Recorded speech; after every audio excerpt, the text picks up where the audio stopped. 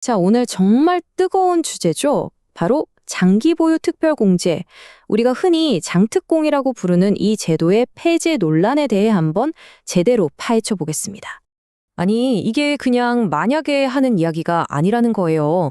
오랫동안 한 집에서 살아온 분들이라면 이게 바로 내 얘기가 될 수 있다는 거죠. 그러니 지금 시장이 이렇게 떠들썩할 수밖에요. 네, 오늘 다룰 내용들입니다. 대체 왜 세금 폭탄이라고 까자 불리는지, 그래서 뭐가 어떻게 바뀐다는 건지, 그리고 찬성과 반대, 양쪽의 팽팽한 주장들, 마지막으로 시장의 미래까지 차근차근 살펴보겠습니다. 자, 첫 번째 파트입니다. 세금 폭탄 논란. 도대체 어떤 법안이길래 이렇게 시장을 긴장시키고 있는지 그 시작부터 한번 들여다보죠. 그러니까 2026년 4월에 발의된 법안인데요. 이게 무려 40년 가까이 유지되어 온 세금 제도를 아예 없애겠다는 겁니다. 바로 그게 장기 보유 특별범죄죠. 이게 그냥 세금 좀 깎아주는 제도가 아니에요. 생각해보세요. 수십 년 전에 산 집값이 지금 엄청 올랐다고 해서 그게 다 진짜 번 돈일까요? 아니죠. 그동안 물가도 올랐잖아요. 바로 그 물가 상승분, 즉 명목상 이익을 빼주는 어떻게 보면 굉장히 합리적인 장치였고 이걸로 중산층의 자산 형성을 돕는다는 뭐랄까 부동산 세법의 기둥 같은 역할이었던 거죠. 자, 그럼 두 번째 파트, 장특공. 도대체 뭐가 어떻게 바뀐다는 걸까요? 기존 제도랑 새로 나온 개정안을 한번 나란히 놓고 비교해 보겠습니다. 여기서 핵심은 공제 방식이 완전히 근본적으로 뒤바뀐다는 점입니다. 지금은 어떠냐면요. 집을 팔아서 이익이 많이 나면 그 이익의 최대 80%까지 세금 계산에서 빼주는 말 그대로 비율로 혜택을 주는 방식이에요. 이익이 클수록 공제액도 커지는 거죠. 그런데 개정안은 이걸 싹 없애고 그냥 평생 동안 딱 한 번 2억 원까지 세금 자치를 깎아주는 정액 방식으로 바꾸자는 겁니다. 완전히 다른 개념이죠? 자, 그럼 이 변화가 우리 지갑에 어떤 영향을 미칠지 실제 숫자로 한번 보시죠. 정말 놀랍습니다. 예를 들어 볼게요. 20억에 사서 40억에 판 집이 있다고 칩시다. 지금 같으면 세금이 한 9,400만 원 정도 나와요. 그런데 이 법이 통과되면 무려 4억 원에 가까운 세금을 내야 합니다.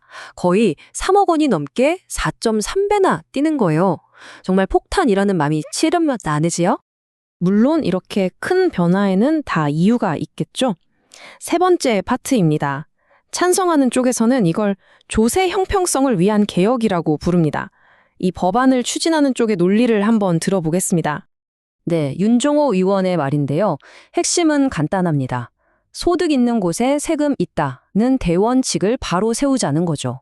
지금 제도는 돈 많이 번 고가주택 소유자일수록 세금을 더 많이 깎아주니까 이건 불공평하다. 심지어 집값 상승까지 부추기는 역진적인 제도다. 이렇게 보고 있는 겁니다. 찬성 측의 주장을 정리해보면 이렇습니다.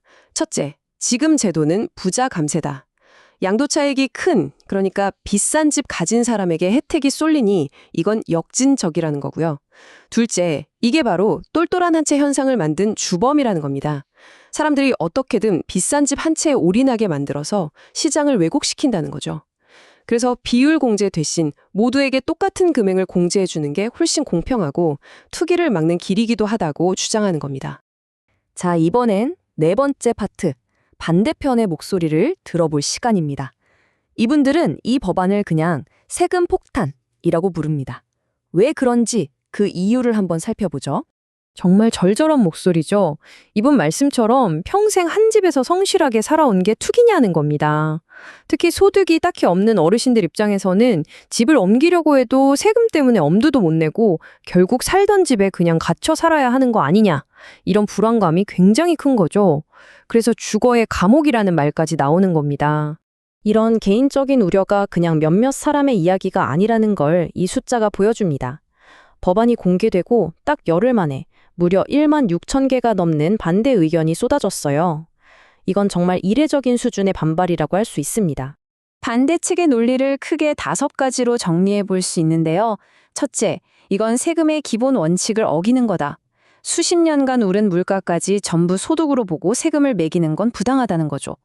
둘째, 이건 소득 없는 은퇴자 같은 실수요자들을 벼랑 끝으로 모는 거다. 셋째, 이렇게 되면 아무도 집을 안 팔려고 해서 시장의 매물이 시가 마를 거다. 넷째, 대안으로 내놓은 2억 원 공제는 시간이 지나면 물가 상승 때문에 휴지 조각이 될 거다. 그리고 마지막으로 이건 정부의 부동산 정책 실패 책임을 왜 애꿎은 국민에게 떠넘기냐는 겁니다. 반대 측이 가장 걱정하는 경제 현상이 바로 이겁니다. 동결 효과. 말 그대로 시장이 꽁꽁 얼어붙는다는 뜻인데요. 세금이 무서워서 집을 팔고 싶어도 못 파는 사람들이 늘어나면 어떻게 될까요? 당연히 시장에 나오는 집이 줄어들겠죠. 그럼 거래는 뚝 끊기고 오히려 희소성 때문에 집값이 더 오를 수도 있다는 겁니다. 시장의 순환을 막는 아주 심각한 부작용을 낳을 수 있다는 경고죠. 자, 그럼 마지막 파트입니다. 이렇게 양측의 주장이 팽팽하게 맞서면서 부동산 시장의 미래는 어떻게 될까요? 정말 한치 앞을 내다보기 힘든 상황입니다.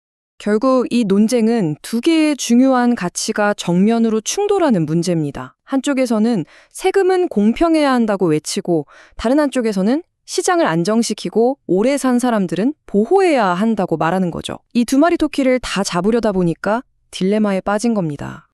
그래서 마지막으로 이런 질문을 던져보게 됩니다. 과연 조세 형평성과 시장 안정, 어쩌면 함께 가기 힘들어 보이는 이 두 가지 목표 사이에서 완벽한 균형점을 찾는 것이 가능하기는 한 걸까요? 앞으로의 논의를 계속 지켜봐야 할 것 같습니다.